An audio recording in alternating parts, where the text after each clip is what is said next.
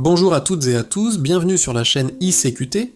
Pour commencer, petit rappel en weekly, on voit très clairement ici mon rectangle, ce rectangle qui vient buter contre la moyenne mobile 100. Le prix a été,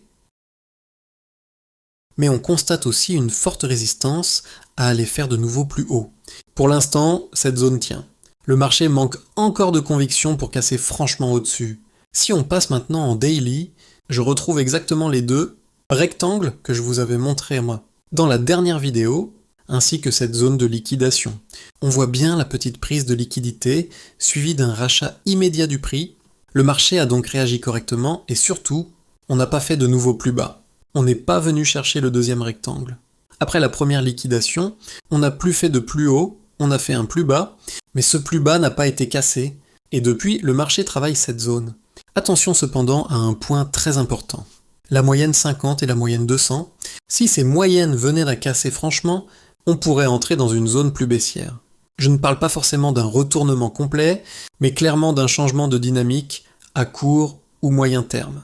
Si je descends maintenant en inner, qu'est-ce que je constate?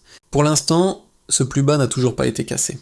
Première hypothèse, on ne casse pas ce plus bas, et le prix pourrait venir rechercher la moyenne, 200 en H1 ou moyenne 50 en A4. Deuxième hypothèse, on casse le plus bas précédent, mais sans casser ce plus bas-ci. Dans ce cas-là, le prix pourrait venir rechercher le dernier plus haut, ou venir buter sur la trend, avant de repartir chercher des plus bas. De toute façon, on aura l'information, soit sous forme d'order block, soit via un FVG, que ce soit en H4 ou en H1. D'ailleurs, un trade était clairement prenable hier.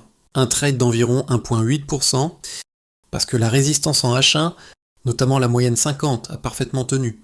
Je vous avais prévenu, attention à cette résistance. Selon l'entrée, on pouvait prendre entre 1% et 1,85%, sans forcer, simplement en respectant le contexte. Je voulais aussi vous montrer les zones de buy-side liquidity. Et il y en a deux principales ici. On est venu chercher la dernière sell-side liquidity, mais pas encore ces deux buy-side. Il est donc tout à fait possible que le marché vienne rechercher ces zones. Mais il est aussi possible qu'il vienne simplement retravailler les 75 voire 85 de Fibo dans deux zones bien précises que je viens de vous dessiner. Ce sont deux zones clés à surveiller de très près. Et bien sûr, même si on va chercher les buy-side, on restera très attentif aux signaux de retournement. Pour l'instant, le marché travaille encore.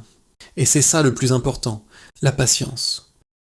Parce que c'est trade après trade, petit à petit, qu'on construit son nid et qu'on fait grossir son capital. Pas de FOMO, pas de précipitation.